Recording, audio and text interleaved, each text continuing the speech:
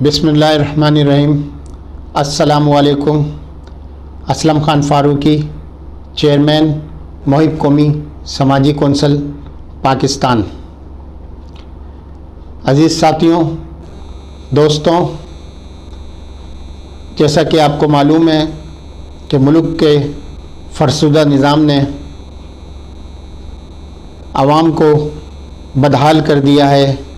बिलख़ुसूस गरीब और मुतवस्सित तबका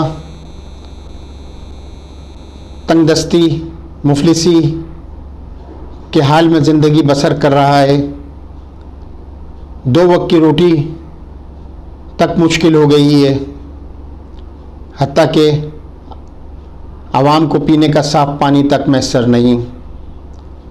ये सब खामियां खराबियां हमारे इस फ़रशुदा निज़ाम की वजह से हैं।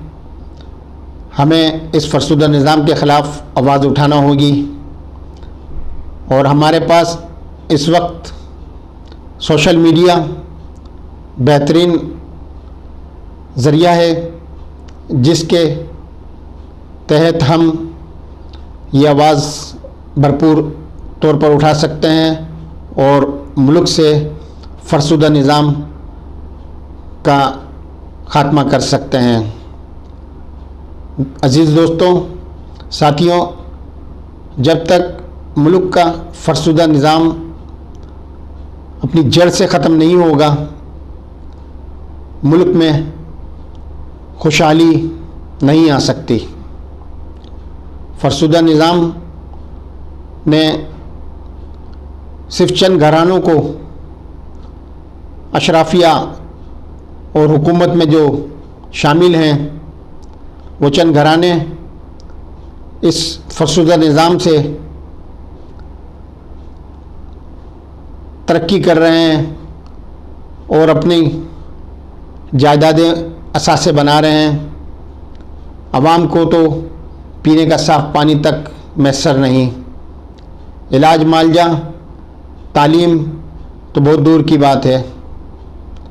तो दोस्तों, साथियों, हमें अपने हक़ के लिए मुत्तहद होना होगा और इत्तेफाक और इत्तेहाद से हमें ये जंग जीतनी है, अपने हकूक़ की जंग।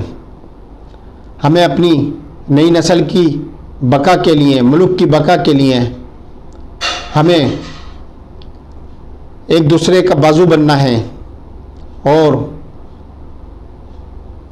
जो इस फ़रशुदा निज़ाम की जड़ें हैं, जहाँ जहाँ फैली हुई हैं, उन्हें निकाल बाहर फेंकना है। तो मैं बस इतना ही कहूँगा कि ये फ़रशुदा निज़ाम जिसकी वजह से मुल्क की 25 करोड़ अवाम पिस रही है, इसके ख़ात्मे के लिए खुदारा मुत्तहद हो जाएं और एक दूसरे का बाजू बने। वस्सलामु अलैकुम।